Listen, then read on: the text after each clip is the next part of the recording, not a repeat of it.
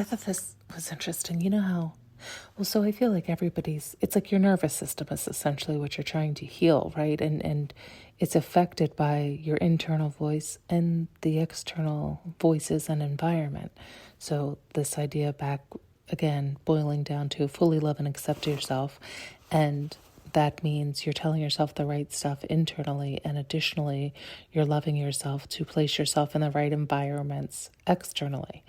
And I thought, as we were having this discussion, I thought, it's like a nicer way to say it other than like toxic, karmic, all these things, because it can sound mean, right? It can sound mean to those people where we've talked about that. The people who are toxic or karmic or mean are the ones who need the most love. So calling them that does not help their nervous system, right? And just makes them more toxic, more mean. And so this is why we want to be gentle with them too. I know it's hard to hear that sometimes or understand that. Yet it's also, when we say it this way, it's basically your nervous system is fried, right? And it can be 1, 2, or 3, meaning it's due to your own internal voice, it's due to your external environment, or it's due to your internal voice and your external environment. Usually at one point or another, they both catch up. So it's one can affect the other. And it's like the chicken or the egg, doesn't matter, right? So the whole point is to heal ourselves. And yet once you heal yourself, you don't want to keep being around others who are not healing themselves, others who are dysregulated, because them being dysregulated can dysregulate you again. It's the idea of hurt people splashing all around. This whole thing, it's all the same thing. Everybody's saying the same thing.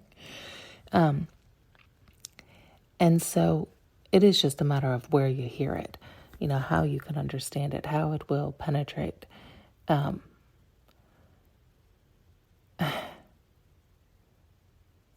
There was something that had sparked this conversation to begin with. When I said, I mean, me and my guides were talking about it. And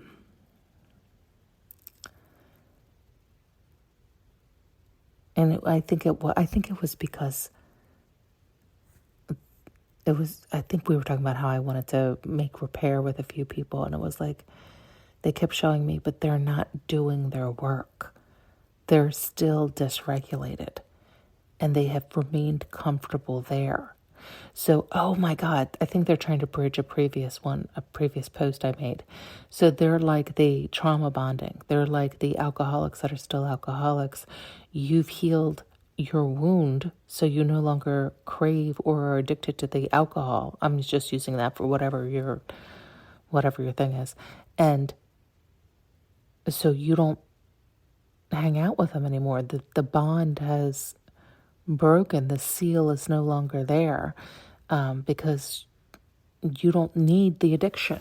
You don't need to cover up anything. You're not in pain anymore. And so it's the same idea. So your nervous system is healed. So going back, it would be like going back and drinking. It wouldn't do anything for you.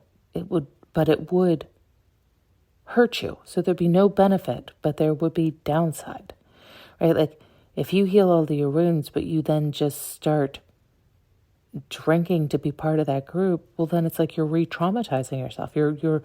What would that trauma be?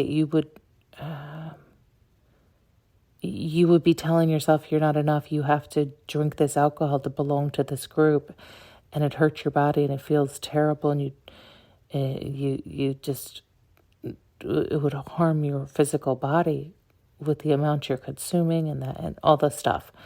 And so it just doesn't make any sense. It doesn't even make sense. And so I think they were showing me that, where it's like, that's also the question. It's like, why are you craving that? You're not really craving to go back with the alcoholics who aren't doing any healing. You're craving connection. So now that you're healed, you know what healthy connection looks like and feels like. So it's easier to go back to the comfort zone of the familiar faces, but those familiar faces in that environment isn't healthy for you, and it's not benefiting you anyway, so it's not really what you want, right? So hopefully you can hear all of that.